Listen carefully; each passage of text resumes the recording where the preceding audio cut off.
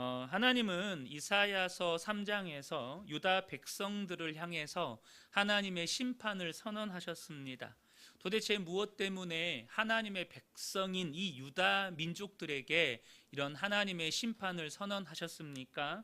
하나님의 백성인 그들이 오직 이 땅에서의 삶이 전부인 것처럼 하나님의 말씀에 귀를 기울이거나 들으려 하지 않고 하나님을 의지하지 않고 오직 물과 양식만 의뢰하고 의지하며 살았기 때문입니다. 또한 그들의 신앙은 심각한 호남주의에 물들어서 죄에 대한 분별력도 사라지고 죄에 대해서 무감각해져서 죄에 대한 자정 능력을 상실해 버렸습니다. 그런 유다 백성들은 자기들이 듣고 싶은 말을 해주는 자격 없는 지도자를 지도자로 세워서 그 결과 지도자들에 의해서 백성들은 학대를 당하고 또 백성들은 서로가 서로를 향하여서 학대하고 그럴듯한 말에 유혹을 받아서 방황하고 결국 소돔성과 같이 하나님이 심판하실 수밖에 없는 죄악이 가득한 공동체가 되어버렸다는 것이죠. 그런 그들에게 여호와의 날이 임한 것입니다. 그래서 3장 말미에 보면 그들에게 임할 여호와의 날을 이렇게 설명하고 있습니다. 그때에 썩은 냄새가 향기를 대신하고 노끈이 띠를 대신하고 대머리가 숱한 머리를 대신하고 굵은 베옷이 화려한 옷을 대신하고 수치스러운 흔적이 아름다움을 대신할 것이며 너희 장정은 칼에 너희 용사는 전란에 망할 것이며 그 성문은 슬퍼하며 곡할 것이요 시온은 황폐하여 땅에 앉으리라. 이러한 여호와의 날 하나님의 심판이 임할 것이라고 그렇게 주님이 말씀하십니다. 오늘 본문은 바로 그 날에 일어날 비극을 언급하면서 시작이 됩니다. 그래서 사실 4장 1절은 3장의 결론이기도 해요. 4장 1절을 보겠습니다. 그날에 7 여자가 한 남자를 붙잡고 말하기를 우리가 우리 떡을 먹으며 우리 옷을 입으리니 다만 당신의 이름으로 우리를 부르게 하여 우리가 수치를 면하게 하라 하리라. 여러분, 이 말이 무슨 뜻일까요? 이 그날은 3장에서 언급한 여호와의 심판의 날을 의미합니다. 그런데 그날에 무슨 일이 생깁니까? 여기서 7 여자란 많은 여자를 뜻합니다. 많은 여자가 한 남자를 붙잡고 먹을 것은 우리가 챙기고 입을 옷도 우리가 마련할 터이니 다만 우리가 당신을 우리의 남편이라고 부르게만 해주세요. 우리가 시집도 못 갔다는 부끄러움을 당하지 않게 해주세요. 이렇게 애원한다는 뜻입니다. 하나님의 심판으로 일어난 전쟁으로 인해서 유다 백성들 가운데 많은 장정들이 죽게 됩니다. 그러니까 그 땅에는 뭐가 넘쳐나요? 남자들은 다 죽어버리니까 시집가지 못한 여자들이 넘쳐나는 것입니다. 제가 2010년, 11년 이렇게 2차례에 걸쳐서 러시아에 있는 작은 소공화국 체첸이라는 곳에 단기 선교를 간 적이 있습니다. 그런데 이 체첸이라는 곳은요, 당시에 이 체첸과 러시아 사이에 전쟁이 일어난 지 10년이 채 되지 않았을 때였습니다. 여러분, 전쟁이 일어나면 누가 제일 많이 죽죠? 전쟁에 군인으로 동원된 젊은 남자들이 가장 많이 죽습니다. 제가 정확하게 기억나지는 않는데 체첸 인구가 절반으로 줄어들었다는 이야기를 들었던 기억이 있습니다. 그러다 보니 이 체첸이라는 나라의 인구 구조는 여자와 노인과 아이들의 비율이 절대적으로 높았습니다. 어느 집에 방문하면 할아버지 할머니가 죽어버린 아들들의 자녀들을 키우니까 할아버지 할머니 아이들이 한 10명 있는 거예요. 이런 인구 구조를 보이는 거죠. 그런데 오늘 본문에 유다의 여인들이 왜 이렇게 결혼을 애걸복걸하는 것입니까? 여기에는 고대 유대인들의 문화를 이해할 필요가 있습니다. 고대 유대인들에게 있어서 여자가 결혼을 해서 자녀를 낳는 일은 너무나도 중요한 일이었습니다. 거기는 우리가 일반적으로 생각하는 어떤 대를 잇는 그런 개념으로서 중요하다는 뜻이 아닙니다. 여러분, 유대인은요, 그들의 후손을 통해서 메시아가 오실 것이라는 약속이 있는 민족입니다. 그들의 후손을 통해서 메시아가 오실 거예요. 그래서 여자들은 반드시 결혼을 해서 후손을 낳아야 하는 그런 책무가 있는 거예요. 당시 여자들이 결혼을 해서 자녀를 갖지 못하면 두 가지로 이해를 했습니다. 첫 번째는 이제 결혼을 했는데 아이가 없어요. 아, 저 여자는 하나님의 징계 중에 있구나, 이렇게 이해를 하는 거예요. 그런데 마치 사라처럼 아이를 갖지 못하는 기간이 길어지면 아, 저 여자는 하나님과의 관계와 언약의 축복에서 끊어졌구나, 이런 시각으로 바라보는 거예요. 그래서 오늘 본문에 이 여인들이 왜 한 남자를 붙잡고 나와 결혼해 주세요 애걸복걸하는지 여러분 이해가 되시죠? 룻기를 보면 이 룻의 시어머니인 나오미가 남편과 이 유다 땅에 흉년이 들어서 남편과 함께 모압 지방으로 이주해서 살다가 그곳에서 남편과 두 아들이 죽게 됩니다. 그러자 나오미는 두 며느리를 그들의 고향으로 돌려보내려고 하면서 한 말이 있어요. 룻기 1장 11절을 보면 나오미가 이르되 내 딸들아 돌아가라, 너희가 어찌 나와 함께 가려느냐, 내 태중에 너희의 남편이 될 아들들이 아직 있느냐. 그러니까 남편마저 죽어버린 나오미는 더 이상 자녀를 낳을 수 없는 처지를, 자신의 저주받은 것 같은 이 처지를 두 며느리에게 이야기를 하는 거예요. 결국 이제는 그 과정을 생략하고 룻과 함께 고향으로 돌아오는데 이 고향 사람들이 자기를 나오미라고 막 부를 때 이 나오미가 고향 사람들에게 뭐라고 대답하죠?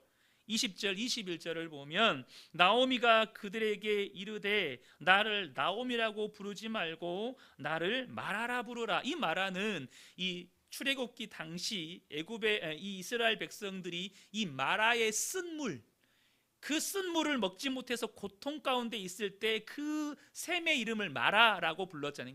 이 고통스럽다, 쓰다, 이런 의미를 가지고 있어요.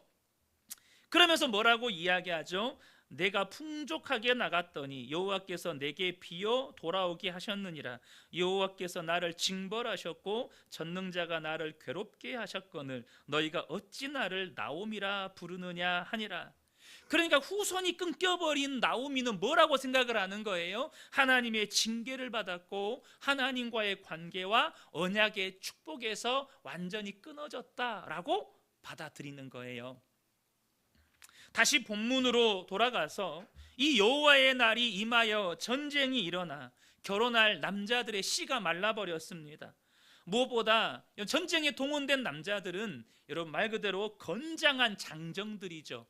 소위 말해서 남자 구실을 할 만한 남자들이 다 끌려가서 죽습니다. 그러면 남아있는 남자들은 어때요?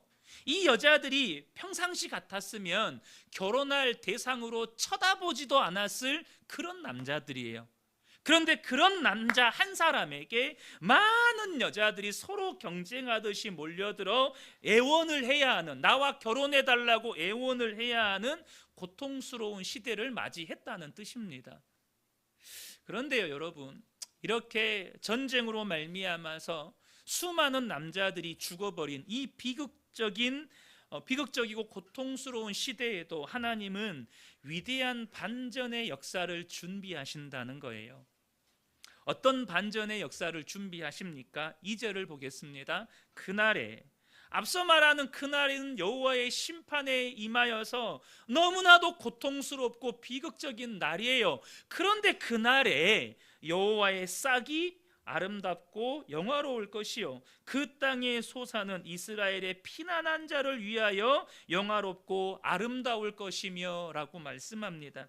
도대체 하나님이 준비하신 여호와의 싹은 뭘까요? 이사야 11장 1절로 가겠습니다. 이새의 줄기에서 한 싹이 나며 그 뿌리에서 한 가지가 나서 결실할 것이요. 그 여호와의 싹은 누구를 가리키는 것입니까? 바로 다윗의 후손을 통해서 오실 메시아 예수 그리스도를 가리키는 것입니다. 사랑하는 성도 여러분, 여기서 우리는 무엇을 발견할 수 있습니까? 하나님은 진노 중에서도 여전히 우리를 위한 구원의 길을 준비하시는 하나님이시라는 거예요. 여러분의 삶의 처지와 형편이 사방이 우겨쌈을 당한 것 같아서 살 길이 도무지 보이지 않는 것 같은 비극적이고 고통스러운 상황일지라도 하나님은 우리를 위해서 구원의 길을 예비하십니다. 그러면 도대체 하나님이 준비하시고 예비하신 구원의 길은 무엇입니까? 바로 예수 그리스도시라는 거예요.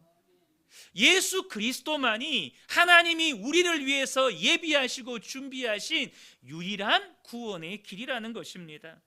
특별히 우리가 2절에서 또 하나 주목해야 할 단어가 있는데 그것은 피난한 자라는 단어입니다. 본문에서 여호와의 싹이 아름답고 영화로우며 그 땅의 소사는 누구를 위해서 영화롭고 아름다울 거라고 말씀해요?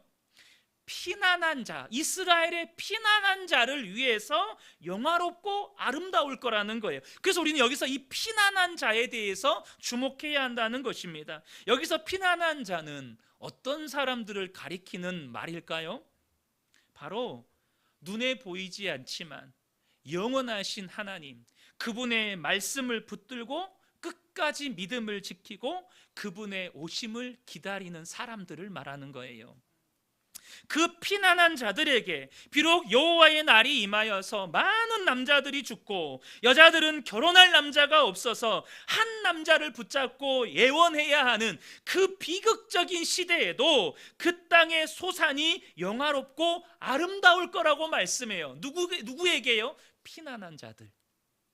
여러분, 비극의 시대에도요, 피난한 자들에게는 하나님의 은혜가 있어요. 그 피난한 자에게는 소산이 영화롭고 아름다워지는 은혜를 누리게 하신다는 거예요. 그러므로 여러분, 우리가 오늘 본문에 여호와의 날, 그 심판의 날로 표현되는 비극적인 시대에서도 하나님이 준비하신 반전의 역사, 비극의 땅에서도 그 땅의 소산이 아름답고 영화로움을 누리려면 반드시 우리에게 필요한 은혜가 있어요. 그게 뭘까요? 눈에 보이는 것보다 보이지 않는 것이 더 가치 있다는 것을 깨닫는 믿음의 눈이 열리는 은혜입니다. 여러분, 이것이 우리에게 정말로 필요한 은혜예요. 이 시대에 정말 저와 여러분에게 필요한 은혜가 뭐냐면, 마치 눈에 보이는 것이 전부인 것처럼 너도 나도 눈에 보이는 것을 붙잡고 그것을 추구하며 살아가는 이 세상 속에서조차도, 21세기를 살아가는 이 시대에조차도 눈에 보이지 않는 것이 비교할 수 없이 가치 있다는 것을 깨닫는 그 믿음의 눈이 열리는 은혜가 저와 여러분에게 필요하다는 것입니다. 성경이 분명히 우리에게 가르치는 진리가 있습니다. 히브리서 11장 3절을 보겠습니다. 쉬운 성경입니다. 믿음을 통해 우리는 이 세상의 모든 것이 하나님의 말씀으로 창조되었다는 것을 이해합니다. 이것은 우리가 보고 있는 것들이 보이지 않는 어떤 것들로 만들어졌다는 것을 말합니다. 여러분, 이 세상의 모든 것들이 하나님의 말씀으로 창조되었다는 것은 오직 믿음을 통해서만 볼 수 있어요. 과학으로 볼 수 있는 게 아닙니다. 인간의 이성이나 인간의 어떤 논리적인 사고로 볼 수 있는 게 아니에요. 눈에 보이지 않는 영원한 것이 있고 그것으로 말미암아 이 세상이 만들어졌다는 것은 오직 믿음의 눈이 열린 사람들만 볼 수 있는 것입니다. 그래서 여러분, 성도는 어떤 사람이죠? 고린도후서 4장 18절을 보면, 고린도후서 4장 18절입니다. 우리가 주목하는 것은, 말씀 구절이 바뀌었네요. 우리가 주목하는 것은 보이는 것이 아니요 보이지 않는 것이니 보이는 것은 잠깐이요 보이지 않는 것은 영원함이라. 여러분, 성도는 어떤 사람이에요? 눈에 보이는 것을 주목하고 사는 사람이 아니고 보이지 않는 것을 주목하고 사는 사람들이에요. 그래서 여러분, 성경에 하나님께서 사용하셨던 위대한 믿음의 사람들을 보면 한결같이 눈에 보이지 않는 것의 가치를 깨닫고 그것을 얻기 위해서 눈에 보이는 것들을 포기했던 사람들입니다. 몇 사람만 찾아보죠. 히브리서 11장 24절부터 26절입니다. 믿음으로 모세는 장성하여 바로의 공주의 아들이라 칭함받기를 거절하고 도리어 하나님의 백성과 함께 고난받기를 잠시 죄악의 낙을 누리는 것보다 더 좋아하고 그리스도를 위하여 받는 수모를 애굽의 모든 보화보다 더 큰 재물로 여겼으니 이는 상 주심을 바라봄이라. 모세가 어떤 삶을 살았다는 거예요? 바로의 공주의 아들이라 칭함받는 것보다, 잠시 죄악의 낙을 누리는 것보다, 눈에 보이는 것을 내가 누리며 사는 것보다 하나님의 백성과 함께 고난받는 것을 더 좋아했고, 애굽의 모든 보화보다 그리스도를 위하여 받는 수모를, 그리스도를 위하여서 받는 고난을 더 큰 재물로 여겼다는 거예요. 사랑하는 성도 여러분, 저는 저와 여러분에게 이 믿음이 있게 되기를 축복합니다. 여러분, 우리가 언젠가 주님 앞에 서게 될 거예요. 그것이 오늘 밤일 수도 있고 몇 년 후가 될 수도 있겠죠. 그런데 우리가 한번 냉정하게 우리 자신을 돌아보면 좋겠습니다. 나는 그리스도를 위해서 고난 받은 것이 있는가? 나는 정말로 그리스도를 위해서 고난 받아본 것이 있는가? 나는 정말로 그리스도를 위해서 내가 인내하고 참아보고 하나님의 은혜를 구하면서 내가 이전에 좋아했던 것들, 내가 추구했던 것들을 포기해 본 적이 있는가? 사도 바울은 눈에 보이지 않는 것들이 눈에 보이는 것들과 비교할 때 정말로 비교할 수 없이 가치 있는 것이라고 이야기를 해요. 너무 잘 아시는 유명한 말씀이죠. 빌립보서 3장 7절부터 9절입니다. 그러나 무엇이든지 내게 유익하던 것을 내가 그리스도를 위하여 다 해로 여길 뿐더러 또한 모든 것을 해로 여김은 내 주 그리스도 예수를 아는 지식이 가장 고상하기 때문이라. 내가 그를 위하여 모든 것을 잃어버리고 배설물로 여김은 그리스도를 얻고 그 안에서 발견되려 함이니. 사도 바울에게도 믿음의 눈이 열렸습니다. 그러니까 어떻게 보여요? 이전에 내게 유익하다고 여겼던 눈에 보이는 것들이 예수 그리스도와 비교할 때, 영원한 하나님 나라와 비교할 때 이것은 배설물로 여겨지고 다 해로 여겨졌다는 거예요. 그러니까 성경에서 하나님께 쓰임받았던 위대한 믿음의 사람들의 공통된 특징이 있어요. 그건 뭘까요? 눈에 보이지 않는 영원한 것을 위해서 눈에 보이는 이 땅의 것들을 포기하는 삶을 살았다는 것입니다. 이 믿음에 눈이 없으면 예수를 믿는다고 하면서도 결국에는 눈에 보이는 것을 의지하게 되고 눈에 보이는 것을 위해서 그것이 전부인 것처럼 이 땅을 살게 된다는 것입니다. 그런데 우리가 정말로 예수를 믿고 성령을 받게 되면 보이지 않는 것들을 믿음으로 보게 되고 사모하게 되고 그것을 추구하며 사는 믿음의 눈, 영적인 눈을 갖게 됩니다. 그 믿음의 눈, 영적인 눈이 우리 모든 성도님들에게 띄어지기를 예수님의 이름으로 축복합니다. 그래야 어떤 문제를 만나고 어려움을 당하더라도 그 이면에 보이지 않는 영적인 원리와 가치를 발견하게 되고 거기에 믿음으로 반응하여 그 문제를 돌파하게 된다는 거예요. 그런 사람이 본문에서 바로 피난한 자라고 표현하고 있는 것입니다. 사랑하는 성도 여러분, 저와 여러분이 피난한 자가 되시기를 예수님의 이름으로 축복합니다. 오늘 보면 3절로 넘어가면 이 피난한 자를 다른 표현으로 바꿔서 표현을 합니다. 3절을 보겠습니다. 시온에 남아있는 자, 예루살렘에 머물러 있는 자, 곧 예루살렘 안에 생존한 자 중 기록된 모든 사람은 거룩하다 칭함을 얻으리니. 그러니까 피난한 자를 뭐라고 표현하죠? 시온에 남아있는 자, 그리고 기록된 자라고 성경이 또 다른 표현으로 바꾸어서 기록하고 있다는 거예요. 그러면 여기에서 기록되었다라는 말은 무슨 의미일까요? 이 피난한 자들이 기록된 자들이라는 거예요. 그럼 성경 어디에서 이 기록되었다는 표현을 쓰고 있는지를 살펴봐야겠죠. 먼저 출애굽기를 살펴볼 건데요.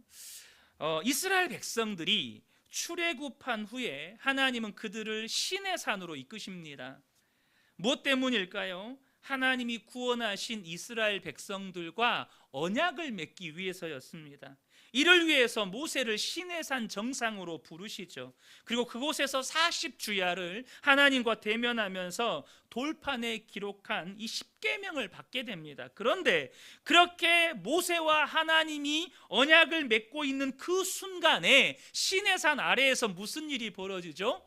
이스라엘 백성들이 금송아지 우상을 만들어 놓고 그것이 우리를 애굽에서 인도하여 낸 하나님이라고 하면서 우상 숭배의 죄를 범하고 있었습니다. 이에 하나님이 진노하시면서 그들을 진멸하시겠다고 하실 때 모세가 하나님 앞에 엎드려 기도합니다.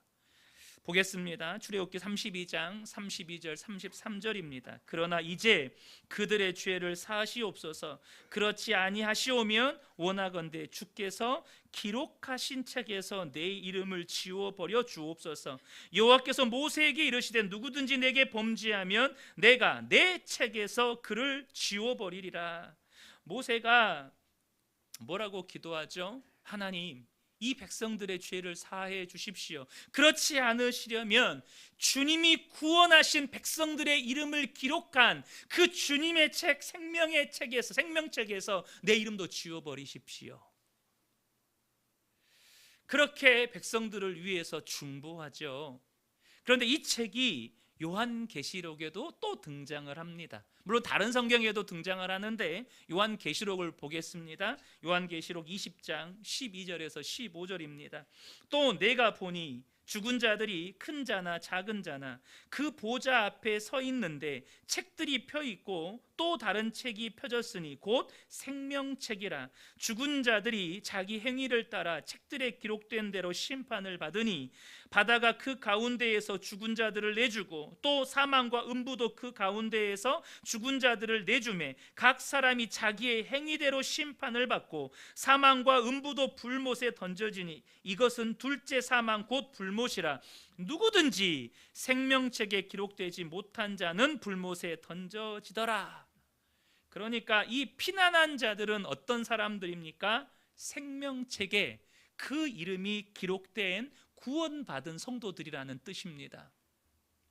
사랑하는 성도 여러분, 단도직입적으로 말씀을 드리겠습니다. 저는 우리 그은혜교회 모든 성도님들이 한 사람도 예외 없이 이 생명책에 그 이름이 기록되시기를 예수님의 이름으로 축복합니다.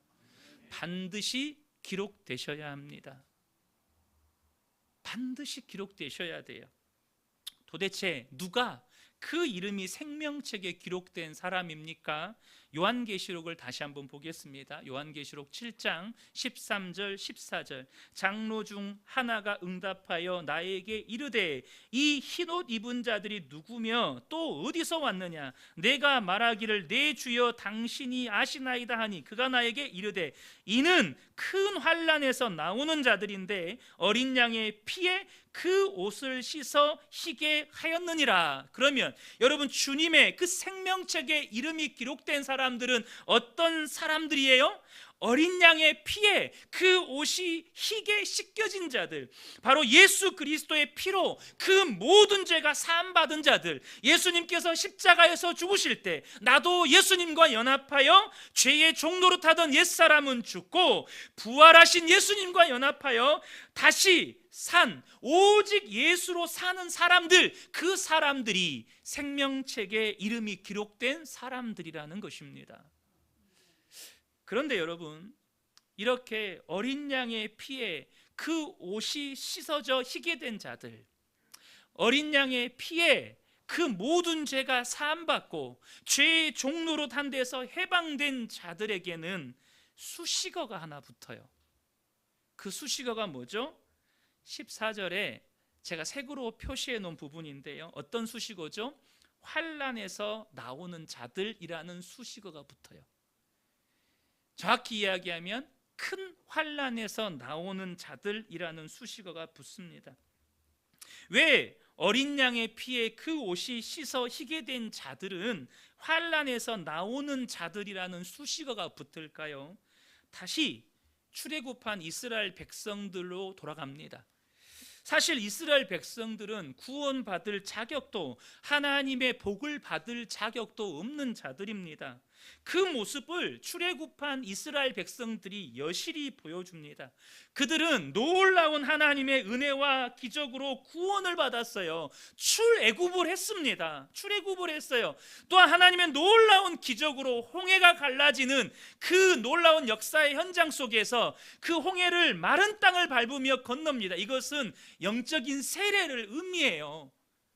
그들은 놀라운 하나님의 은혜로 구원받았는데 문제는 뭐죠? 그 놀라운 은혜와 기적으로 구원해 놨더니 물이 없다고 불평이요, 먹을 것이 없다고 불평이요, 고기가 없다고 불평이요, 틈만 나면 불평을 해댑니다. 심지어는 다시 애굽으로 돌아가는 것이 낫겠다고 불평합니다. 그 말은 무슨 뜻이죠? 다시 죄의 노예로 사는 것이 낫겠다는 뜻입니다. 다시 죄의 종로로 타며 사는 것이 낫겠다는 뜻이에요. 그런 그들을 하나님께서 뭘로 다루시죠? 환난으로 다루십니다. 본문에서 주님이 그것을 말씀하시는 거예요. 여호와의 날이라는 심판을 통해서 유다 백성을 다루시죠. 4절입니다. 이는 주께서 심판하는 영과 소멸하는 영으로 시온의 딸들의 더러움을 씻기시며 예루살렘의 피를 그 중에서 청결하게 하실 때가 됨이라. 환난으로 여호와의 심판이라는, 여호와의 이 징계라는 이 환난을 통해서 그들을 다루십니다. 어떻게요? 그들의 더러움을 씻기시고 그들의 피를 그 중에서 청결하게 하신다는 거예요. 그래서 본문에서 이사야가요, 유다 백성들에게 출애굽의 기억을 상기시켜요. 5절과 6절을 보겠습니다. 여호와께서 거하시는 온 시온산과 모든 지폐 위에 낮이면 구름과 연기, 밤이면 화염의 빛을 만드시고 그 모든 영광 위에 덮개를 두시며 또 초막이 있어서 낮에는 더위를 피하는 그늘을 지으며 또 풍우를 피하여 숨는 곳이 되리라. 이스라엘 백성들을 그렇게 출애굽해서 10가지 기적을 통해서 애굽에서 이끌어내시고 홍해를 갈라서 그들을 이 홍해를 건너게 하심으로써 하나님의 구원받은 백성이라는 이 영적인 세례를 행하시고 곧바로 하나님이 그들을 어디로 이끌어 가셔요? 환난 속으로 집어넣습니다. 어디요? 광야로 끌고 들어가십니다. 여러분, 이 출애굽이라고 하는 것은요, 이 출애굽하면, 그래서 이스라엘 백성들이 광야하면 그들이 떠오르는 게 있어요. 먼저는 하나님과 언약을 맺었던 시내산, 여기서 본문에 시온산이라고 말하는 것은 시내산을 가리키는 말입니다. 그리고 그들을 인도하고 보호하셨던 구름기둥과 불기둥, 광야하면 떠오르는 것들이죠. 그런데 이사야가 왜 이 출애굽의 기억을 이 유다 백성들에게 상기시킬까요? 이 출애굽은요, 이스라엘 백성들의 의지와 노력의 산물이 아닙니다. 그들은 단지 애굽의 압제와 핍박 속에서 그냥 고통 속에 부르짖었어요. 그런데 하나님께서 그들의 고통과 신음소리를 들으시고 아브람과 이삭과 야곱에게 주신 언약을 기억하셔서 모세를 세워 이스라엘 백성들을 구원하신 것입니다. 문제는 구원받았지만, 이스라엘 백성들이 구원받았지만 그들 속에는 여전히 뭐가 남아있어요? 애굽의 노예로 살았을 때의 잔재가 남아있는 거예요. 다시 말해서 노예의 습성, 죄의 종로로 타던 옛사람의 습성이 그대로 남아 있습니다. 그래서 출애굽하고 홍해를 건넌 다음에 사흘이 지나자 불평이 터져 나오기 시작합니다. 뭐 때문에요? 목마르다고. 뭐 때문에요? 배고프다고. 뭐 때문에요? 고기 먹고 싶다고. 이게 다 뭘 의미하는 거죠? 내가 원하는 대로, 내가 생각하는 대로 살고 싶다는 거예요. 내가 구원받았지만 나는 그래도 내가 원하는 대로 살고 싶어. 내가 하고 싶은 대로 살고 싶어. 그러니까 하나님께서 먼저 하신 건 뭐였냐면 그들을 시내산으로 인도하셔서 그들과 언약을 맺으세요. 너희는 나의 백성이고 나는 너희의 하나님이 되겠다. 그래서 하나님께서 약속대로 어떻게 하시죠? 그들을 광야를 통해서 구름 기둥과 불 기둥으로 지키시고 인도하시며 그들을 먹이시고 입히시고 그들을 모든 필요를 채워주십니다.